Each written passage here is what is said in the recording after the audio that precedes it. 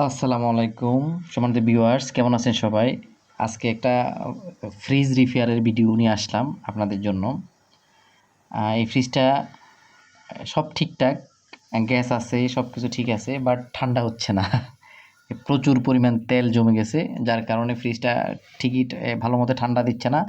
কয়েক ঘন্টা গরম থাকে, এরপর আবার কন্ডেন্সার ঠান্ডা হয়ে যায়, আর মানে গ্যাস সার্কুলেশনটা ভালোভাবে হচ্ছে না।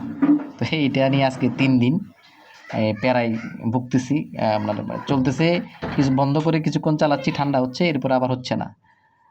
পরে এটার উদ্দেশ্য, এটার মূল হচ্ছে যে কি, বিষয়টা হচ্ছে মেকানিক্যাল ভাষায় এটাকে বলে চকিং, মানে গ্যাস চকিং করে। এটা হচ্ছে সিঙ্গার কোম্পানির অনেক পুরাতন একটা ব্র্যান্ডের ফ্রিজ। যদিও গ্যাস কম্প্রেসার সব অরিজিনাল, এখনও কন্ডেন্সার সব অরিজিনাল আছে। যাই হোক, এখন এটার সমস্যার সমাধান হলো তেলগুলা বের করে ভালো করে ওয়াশ করে তারপরে গ্যাস দিয়ে নতুন ফিল্টার দিয়ে গ্যাস দিয়ে 34 নাম্বার গ্যাস দিয়ে আবার এটা ইনশাল্লাহ ভালোভাবে চলবে। তো আজকের মতো এই পর্যন্তই। অন্য কোনো দিন অন্য কোনো ভিডিও নিয়ে আবার আসবো আপনাদের মাঝে। চট্টগ্রাম শহরের মধ্যে যদি কেউ ফ্রিজ রিপেয়ার করাতে চান, অবশ্যই আমাদের সাথে যোগাযোগ করতে পারেন। আমরা বাসায় গিয়ে আপনার ফ্রিজ সার্ভিসিং করে দিয়ে থাকি। ভালো থাকবেন সবাই। ধন্যবাদ। আসসালামু আলাইকুম রহমতুল্লাহ।